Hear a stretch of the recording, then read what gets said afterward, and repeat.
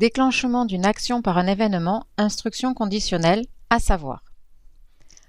L'algorithme réalisé par le programmeur va permettre de résoudre différents problèmes et de rendre les systèmes toujours plus autonomes.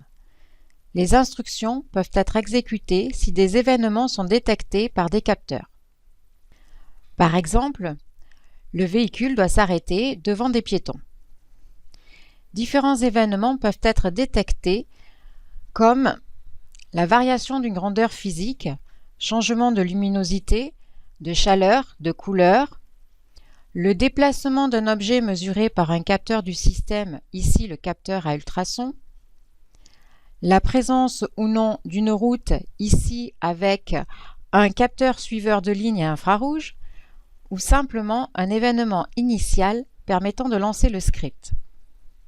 Dans un algorithme, lorsqu'on écrit des conditions qui déclenchent des actions à partir d'événements, on les appelle instructions conditionnelles car elles permettent d'exécuter les instructions si les conditions sont vraies ou pas.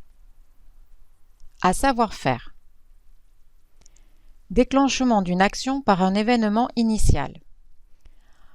Lors du pilotage direct du système par l'ordinateur, il est possible de déclencher une séquence par un événement dit initial du type quand touche espace est pressé.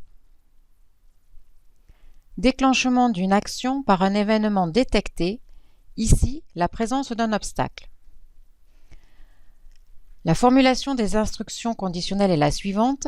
Si obstacle, alors arrêt, sinon avancé. Si obstacle, alors arrêt, répété indéfiniment. On a alors une représentation graphique équivalente qui est la suivante avec le répété indéfiniment. Exemple, laisser la priorité. Le N-bot doit laisser la priorité en détectant l'apparition d'un véhicule avec le répété indéfiniment. Il s'arrête quand il détecte un obstacle devant lui et se met en route quand il n'y a plus d'obstacle. Si obstacle, alors arrêt, sinon avancé. Cet autre script décrit la même situation avec le bloc répété jusqu'à. Seulement, il est possible de le continuer pour détecter d'autres événements. Synthèse. L'algorithme réalisé par le programmeur va permettre de résoudre différents problèmes et rendre les systèmes toujours plus autonomes. Les instructions peuvent être conditionnées par l'apparition d'événements initiaux ou détectés par des capteurs. Événement initial permettant de déclencher un script.